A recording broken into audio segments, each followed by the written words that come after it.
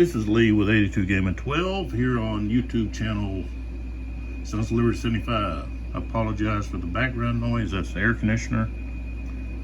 I think I have it set at like 70 and it's blowing pretty hard, so must be hot out there today. We are starting a video series over the Battle of Talavera, and I'm doing something I haven't done before, which is I'm going to compare 3 games concerning the Battle of Talavera. I just got through doing a comparison over Shiloh with a Civil War Brigade series game by the Gamers, April's Harvest, and a new game that recently came out from Revolution Games,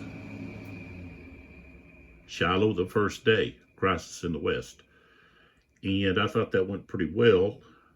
So I'm going to include another game from what I originally had thought I was going to do, which is 3 games instead of 2. So here we have Marshal Enterprises La Bataille de Espagnol Talavera. And this must have been, I think this one came out in 86, 87. I think that's I had a hard time finding a date anywhere on the box or inside. And it has the older rules. Maybe that's where I saw a date. No, I don't think I saw a date in here. But those that are familiar with, see if I can get a little bit more light on here, with La Bataille, you probably recognize this older rule set. Okay, if you look on the inside, that's it. It doesn't have any of the charts or things like you know, I guess that would come actually in the scenario booklet. Which came in this kind of a beige color, I guess, of a tan, with a lot of history. Okay, but and advertised, and then you have all this, the charts and stuff in here. So, and the counters are super thin. This is probably the thinnest counters, and I guess I never come across, you know, counters so thin. Those are just very, very thin.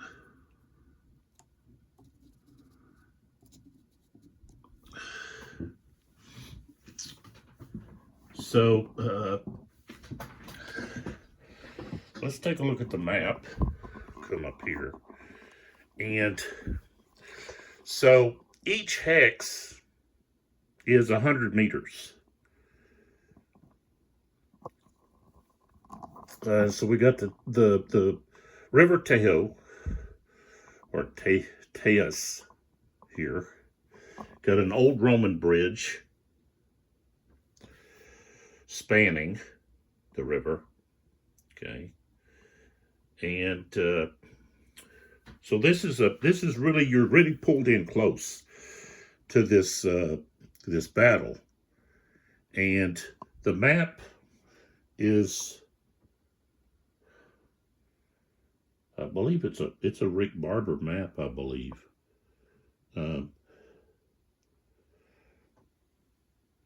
He did a lot of maps for clash of arms. So now you may be wondering, why are you using these numbers? Oh, excuse me. What's the purpose of the numbers? Well, one thing is they didn't give enough line extension markers or column extension markers for cavalry. I guess I need to say, well, you know, I'm using the regulations 22.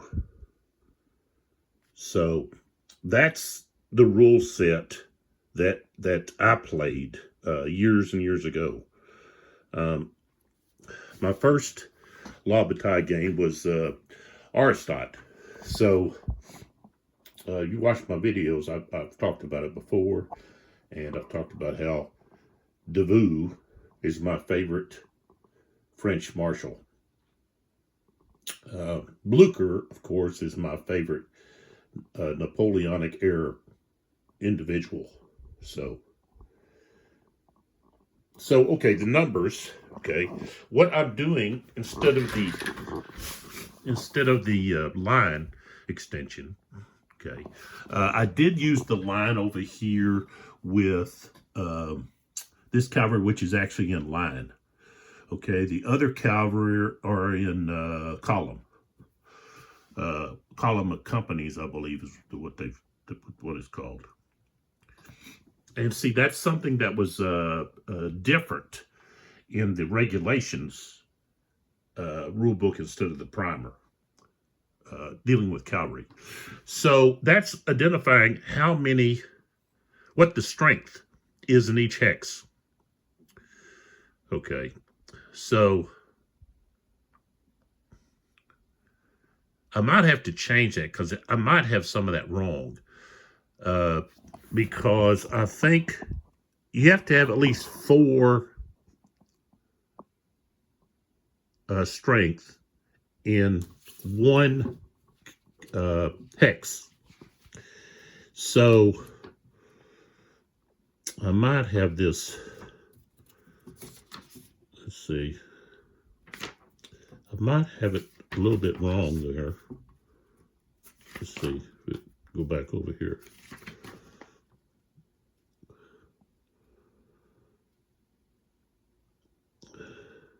No, I guess you can have the most you can have.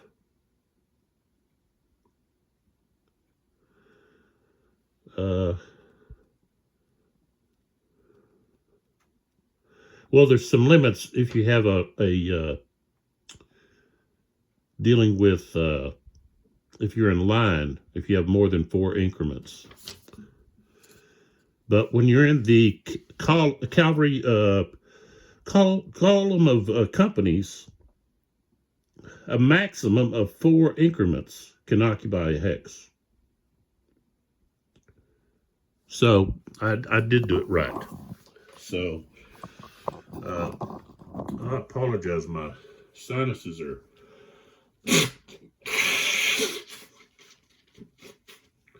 some of the medication I take causes issues with my sinuses. So all right, so we've got 100 meters per hex. Okay, each increment of infantry is 100 men approximately. Each increment of cavalry is 50. And the guns, I think, is 4 to 6 guns per increment. So this is a rather large map. Okay, it's not the largest that I've ever had. Let's see here. I guess that light over there is what's causing that glare. So let's turn that one off.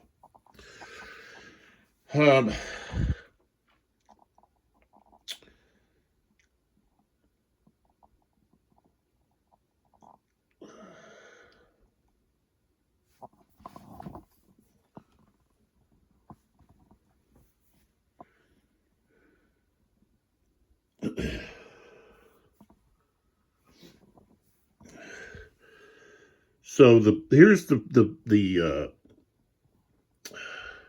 Spanish army under Cuesta, and then Wellesley is over here. He's not quite the Duke of Wellington yet. I believe he gets that title as a result of victory here at Talavera. Really, it's a standstill. So, Wellington was such a genius at defense. In this game, the British are allowed to lay down. They're allowed to go to prone, which historically Wellington had his men do to avoid artillery and also musket fire, but they would lay down so that they were less of a risk, plus they basically could be hidden depending on the undulations in the terrain. So there goes the air conditioner again. So we've got Victor here, and Jordan, I think he's here too. I actually probably need to move him back with Joseph, because that's who he came in with, Joseph, I believe. So I'm gonna put him back here with Joseph. Put him right there. This is going to be the 28th of July, 5 o'clock is when this scenario starts. It's the first attack of the second day of the battle. Okay, you had some fighting at night, so there's going to be some losses that I'll have to mark, place under some of the counters. And so that's how you do things here, is you have the little numbered counters out here, and you place them underneath. So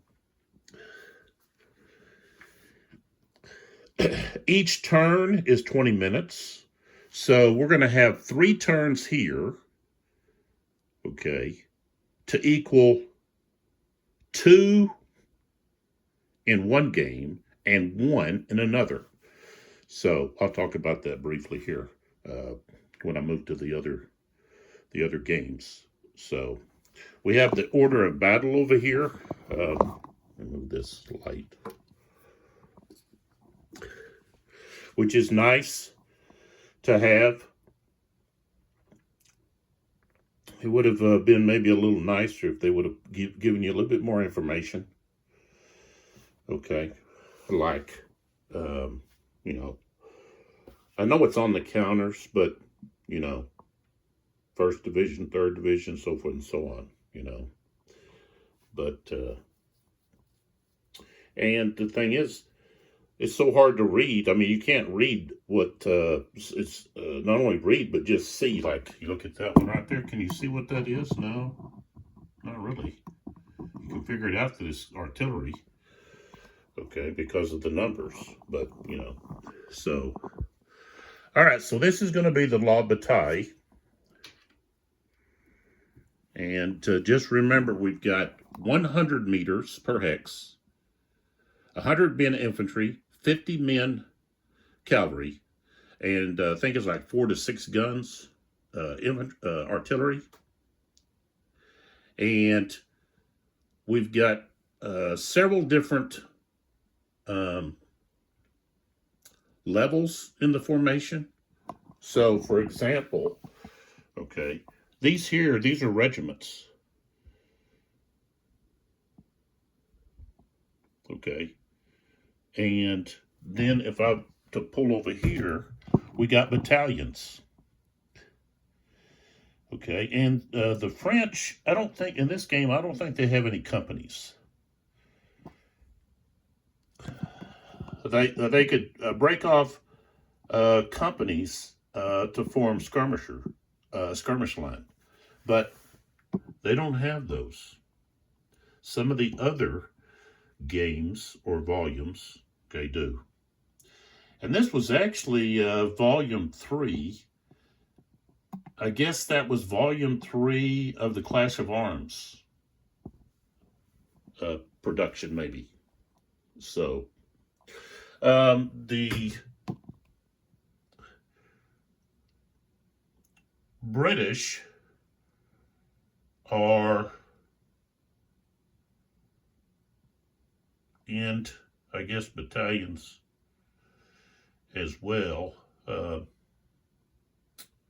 And then the companies, they do have some companies, which would be the rifle, the 60th rifle, the 5th of the 60th there.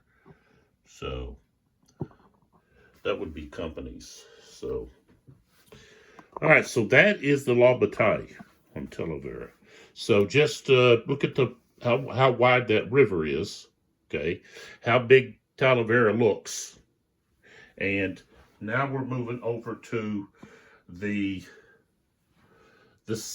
next level, okay, which is a little smaller. So, okay, here we've got the multi-man publishing Talavera and Vimeiro game.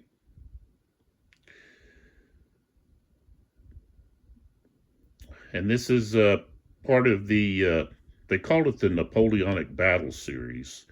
It's really the Napoleonic Brigade Series. Don't want that to fall, mess up my setup here.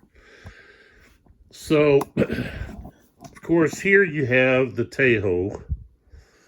Tegas. Okay, here's Talavera. Look at the size.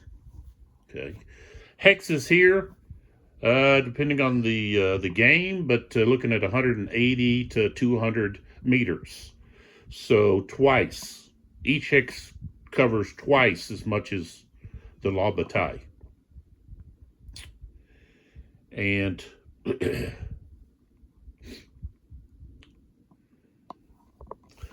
so looking at the setup, of course, you've got the light yellow background counters here are the Spanish. Okay, the British are the orange, reddish orange, and here's Wellesley, right here. Wellesley, I guess, is the proper pronunciation. Victor and Jordan and Joseph. Okay, will be coming in, I believe, way up back here. And they're not on yet. So this game, they actually, I guess, show up about 8 o'clock. Okay, we're starting at 5. And the turns are 30 minutes, as you can see on the turn track. Okay, so 2 turns equals an hour. La Bataille, 3. So that's a difference there. And we got Cerro de Medellin, okay, mountains or little hills or whatever, and then Cerro, let's see, it's pronounced Cascajal, where the French are. So those are the 2, I guess, rises, hilltops, higher elevated areas. And then we have the, right here where the artillery is, we got the Pajar de Vergara, which is a kind of a little fortified palisade, dirt stacked up and some sticks and so forth, that was created. So you got Laval here, looking to possibly try to take that fortified area. Sebastiani here. Ruffin is way up here at the top. And La Peace here. Villiat. La Tour Marbourg. Cavalry. So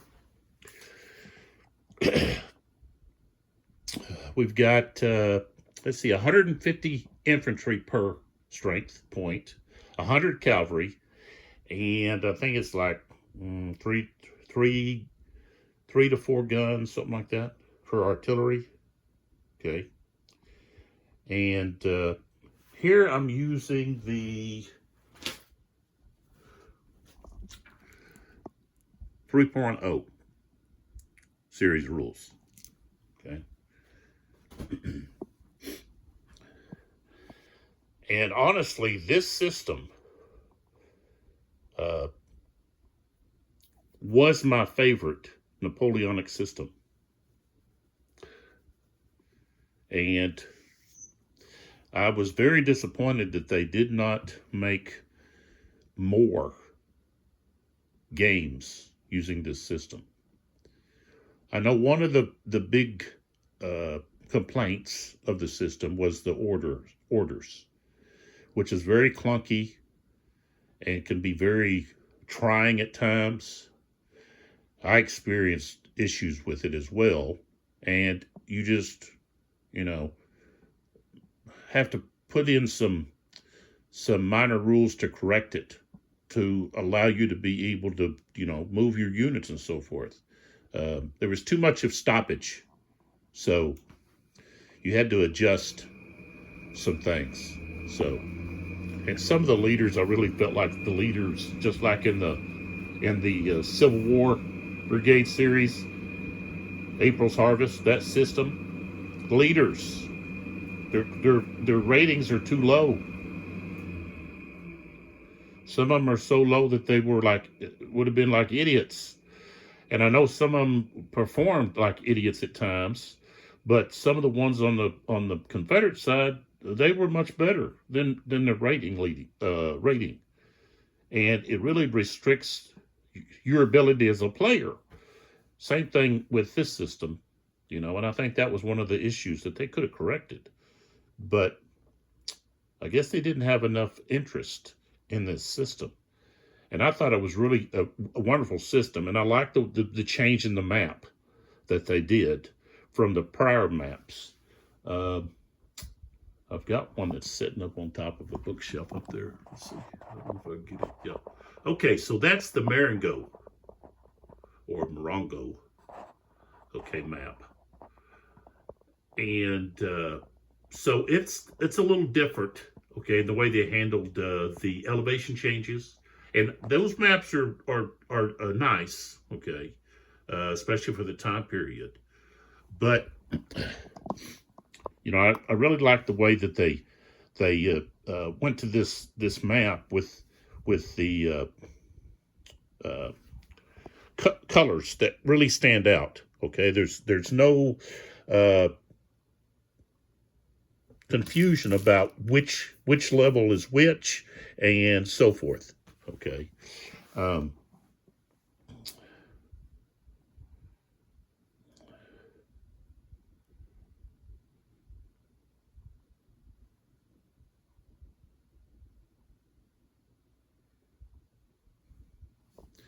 All right, so that's the middle version of Talavera.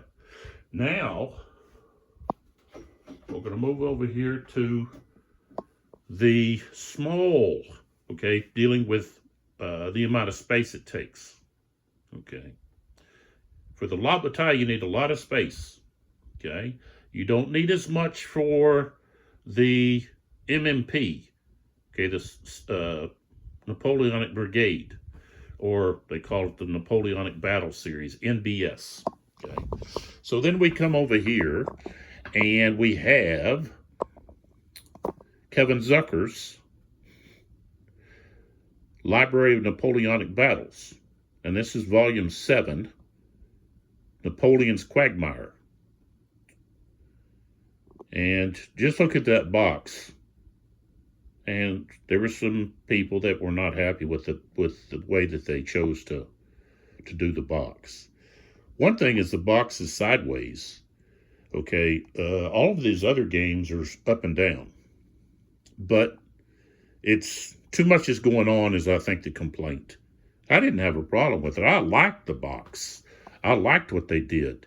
You know, you've got the Spanish. Their people are upset and trying to you know, I guess they're trying to recruit possibly some more guerrillas. Guerrillas really played havoc on the Spanish. I mean, on the French. You know, the French had never encountered where the populace would attack them. Not the opposing army, but this is the people. You know, you had all these guerrillas working. These were people that were defiant. Other populace, when they were their army was defeated, they just accepted the Napoleonic rule you know, pretty much. They were glad to be liberated, but here you've got the Spanish people. They were fighters, and they did not like their royal family being basically kicked out of the country, and Napoleon's brother, Joseph, placed on the throne. They didn't like that at all. They didn't like the changes to their government and laws and so forth. Especially the fact that the French came in and just looted. Just like the Nazis did when they took over different territories. They looted paintings, you know, and art and gold and valuables and so forth. So, all right. So this is the smaller of the three. And as you can see, the map is much smaller. And this one I actually have, let's see, I actually have it turned so that, well, I've actually got north, actually, from where I'm at, that's south for me. But north is that direction, okay. Over here, north, okay, and basically you don't have north, you have Paris. So Paris is back this way. So yeah, this basically this corner over here is north. Okay. So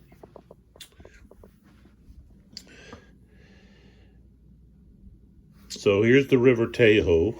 Okay, here's that Roman bridge. Okay.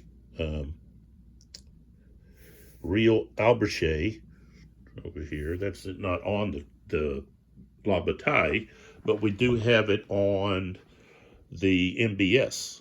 Here's the Alberche there. All right. Now, hex-wise, each hex is 480 meters. So it's almost 5 times in size, hex-wise. The hexes are 5 times bigger, I guess, in size, okay, compared to the La Bataille, which is 100 meters, okay, and the NBS, okay, over here is about twice as the size of the counters, or twice what the La Bataille, okay, and they're about half the size, a little bit more than half of the Napoleon, the Kevin Zucker, okay, the Library of Napoleonic Battles. So here, each strength point, whether it be cavalry or infantry, is 400 to 800 men. Big difference. Okay, big difference. So we're going to have the divisions, And then you're going to have the brigades within the divisions. Okay, you're not getting into regiments. Okay, well, you might come across where there are some regiments, but most of the counter strength-wise,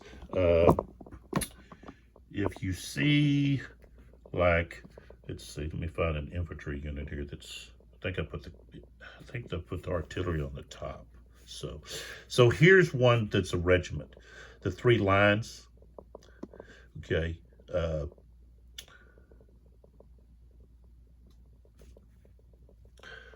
Let's see, 2 lines are a battery. 3 lines are a regiment. Our brigade is going to be an X. So, let's see,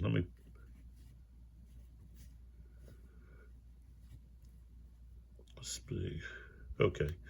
So here in one hex, we've got 2 brigades and a battery of artillery. Okay. So, and same thing on, they're going to call them brigades, but you know, I think the well, like they didn't, the British really didn't use division terminology. Okay, so, and so here's Cuesta, Wellesley, and then here's Victor right here. And let's see, I don't think we even have Joseph is not even coming in at all. Okay, over here we've got some alternate reinforcements, and as you can see, the French have an advantage there in possible reinforcements. Okay, Crawford, you got Crawford who marched his men, Herculean effort to get his men to the battle, but of course they were arrived late. But they would have been of much assistance. But Wellesley was able to hold the French off, and it's because he picked good defensive ground. He was a genius at that. And the thing is, he'd already been over that ground. So this is like foreshadowing for the Battle of Waterloo, because he had already been over this ground. They'd been going back and forth. Cuesta had actually chased, okay, the French army over. Well, the French had retreated from the Rio Aberche, and Cuesta, you know, he went across. Well, Wellesley tried to tell him, don't camp on that side of the river. You stay on this side. And Cuesta went ahead and went over. And then he chased the French army when they kind of fell back. Well, they stopped, and then Cuesta was in trouble. And he had to hightail it back, you know, and try to get across the river. So this was let's see, probably was on around the 25th, maybe 24th, maybe, you know, 26th. Of course, the 27th is when they come across the river, and Napoleon and his forces fell back to the defensive positions, so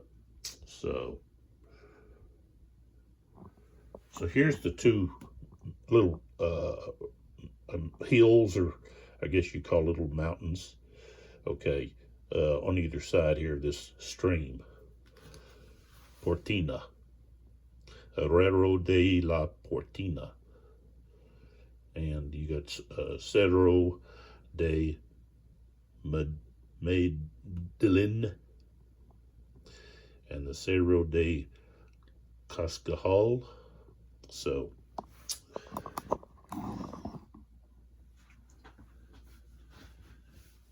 we've got 3 different scales. 3 different rules systems.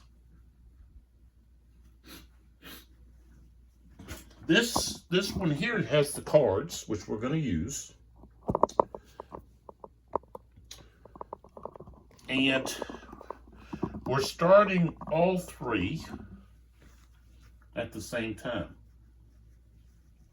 At the 5 o'clock, I believe. Let me see here. See, I don't know if I have yeah, I got to pull this back. Let's see, I should have it right at the top.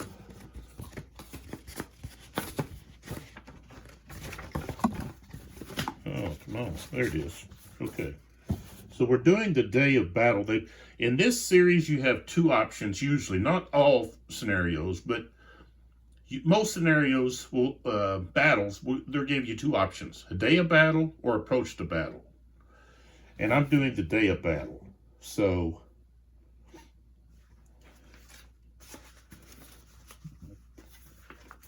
the day of battle is starting, they've got it starting at 10 a.m. So we actually,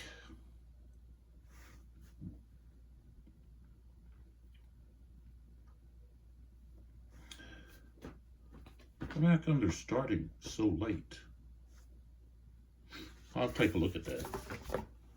I may just go ahead and start them early. But they've got it starting day of battle for this one at 10 o'clock. So if that's the case, then we will actually have the other 2 games going for several turns before this one starts. But, I mean, they're pretty much all set up the same, you know. Of course, maybe, yeah, I think that's one of the things is, see, we've got all this stuff down here, which is we've got the king of Spain, Joseph, okay, and then we've got a cavalry division, okay, we've got some infantry here and here. Oh, that's Sebastiani, okay, and then we got Merlin, and I think this is Latour Marbourg. And let's see, who is this over here? Malad is right here. So they're there.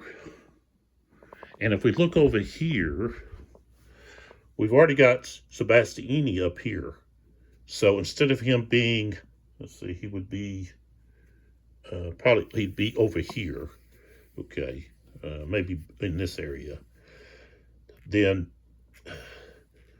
he's here. So I guess I'll wait and actually, but we're going to have some fighting. And I think there's losses already incorporated. I had to flip some units over. So here there's not any loss counters. You just flip a unit over if you take a loss. And so it reduces the unit. And you also have the basic CRT and the zones of control. It's a you go, I go system with a lot of like retreats or forced retreats. And you got supply. That's the baggage trains that we have around. And that nature. And we're talking more about the difference in the rules as we go along. Of course, we do have cards here, which is the other 2 games don't. And they don't have the basic CRT. Both, you know, they're both kind of unique, especially the Napoleonic Brigade or Battle series is got a lot of uniqueness to it, I think. And I think that's one of the reasons I liked it so much. And I wish they had continued it, but they didn't. So another series that I like, let's just put this up so We can see that wonderful looking box. Let me pull it out.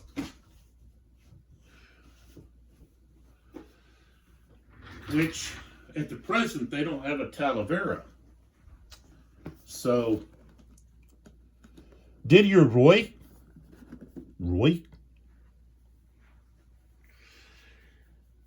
his Viva la Emperor series, I like it.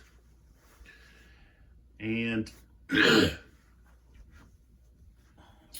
this is by Legion War Games and Pratt's and Editions.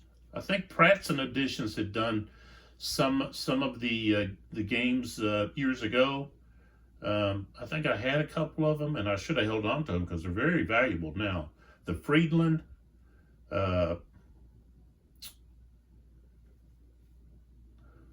and what was the other one that was kind of unique and that it wasn't, Friedland isn't really covered. You don't see that. And what was the other one? The other one is the same way. It's a battle that just isn't given a lot of publication. This one has Ocana, Salamanca, Vitoria, and Ruan. So it says 1808 to 1814, but actually you had 1807. I think, let's see, yeah, didn't they have some fighting in 1807? Maybe that's when the French came in and just kind of rolled through everything before Wellesley got there. So, just to show the back. So you got the counters and so forth. And it uses loss charts. And this is a regimental series system. So one strength point is 300 men, 250 meters per hex. Scale is 30 minutes. So it's very close to the Napoleonic Battle Series by Multi-Man Publishing. So, and the maps, I really like the maps. So, but they did not have yet. They don't have a Talavera. So, I've got their other ones, which is Hanal. Let's see, Hanal. I think I pronounced it probably wrong. Hanal, and then you've got the Trois Batailles in Ala Mahane, which is Jena, Arstotzka, and the siege of Danzig. And they're going to have a Wagram game, this in production, and I'm on the list for that. So that's King Charles and his well, Wagram he loses. It's let's see, Aspen is where he wins. Basically, he defeats Napoleon. Aspen Essling, I think. So, anyways, that's that. And here, of course, you have victory hexes. Okay, we've got one up here. Well, I'm pointing at it, but I'm not. Let's see. Oh, yeah, right here. Up there, where the well, I guess it's going to be that. What is that called? Those fortified buildings. Shoot, I'm not remembering what that is.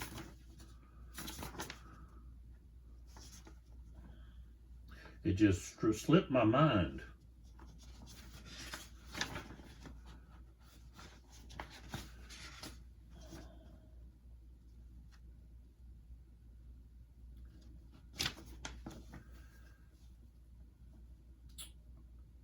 What are they called? I can't believe I'm just like